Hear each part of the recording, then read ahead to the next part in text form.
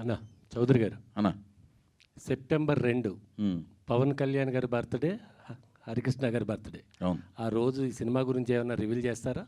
ఆ రోజు ఏమైపోయిందంటే అన్న, మీరు ఇందాక చెప్పాను కదా, ఆ రోజు అమావాస్య అయిపోయింది అన్న. ఓకే, ఏం చేద్దాం? అది సోమాతి అమావాస్య అని ఒక పవర్ఫుల్ అమావాస్య అయిపోయింది. ఏం చేద్దాం చెప్పండి సార్. అంటే ముందే చెక్ చేసుకున్నారా మీరు? అమావాస్య అనేది చెప్తున్నారు, నిజమా లేకపోతే కామెడీ చేస్తున్నారా? నిజంగానే సోమాతి అమావాస్య అని అదొక పవర్ఫుల్ డే అయిపోయింది. అందుకని ఆ రోజు ఏ కార్యక్రమాలు చేపట్టాలని అనుకోవట్లేదు. కొంచెం హైందవ సాంప్రదాయాలకు కూడా కొంత విలువిస్తాను. అంటే తిథుల్ని ఫాలో అవుదామని కాదు, అది ఒక మన తమిళియన్స్కి అమావాస్య అనేది మోస్ట్ ఆస్పిషియస్ డే. అంటే లాస్ట్ టైం ప్రెస్ మీట్లో కూడా పవన్ కళ్యాణ్ గారు అంటే చాలా ఇష్టం నాకు అని చెప్పారు. ఆ రోజు కూడా ఏదైనా కార్యక్రమం పెడుతున్నారా, ఏదైనా రివీల్ చేస్తారా అనేది? అట్లాగా అంటే హరికృష్ణ గారి బర్త్డే, పవన్ కళ్యాణ్ గారి బర్త్డే కూడా అదే రోజు. ఎస్, చంద్రబోస్ గారు. ఆ రోజు. ముందుగా తెలుగు భాషా దినోత్సవం శుభాకాంక్షలు. ధన్యవాదాలు అన్న, తెలుగు లెస్స, దేశ భాషలందు తెలుగు లెస్స అని ఓ మహానుభావుడు చెప్పాడు.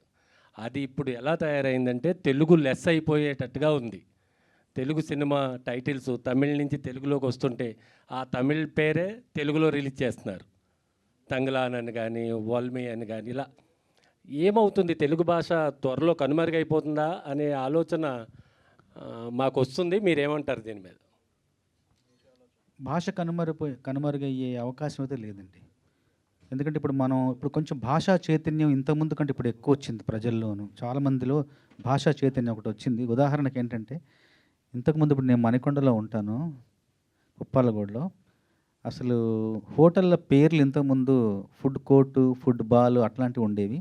ఇప్పుడు చక్కగా తెలుగు భాషలోనే ఎంత మంచి పేర్లు పెడుతున్నారంటే, వివాహ భోజనంబు, బళా భోజనం, సుబ్బయ్య గారి హోటలు, పాకశాస్త్రం, శ్రీ గోంగూర, అత్తగారిల్లు, అమ్మ చేతి వంట. చక్కగా భాషా చైతన్యం చూస్తుంటే, ఆ బోర్డు చూస్తుంటే అబ్బా ఎంత ఆనందం కలుగుతుందో. ఖచ్చితంగా కోడికూర చిట్టిగారులు, కృష్ణపట్నం, ఇట్లాంటివన్నీ ఆ పేర్లు చూస్తుంటే అంటే ఏదో రకంగా భాషా చైతన్యం వచ్చింది మనలో కూడా. తెలుగు సినిమా పేర్లు కూడా మంచి పేర్లు పెడుతున్నారు.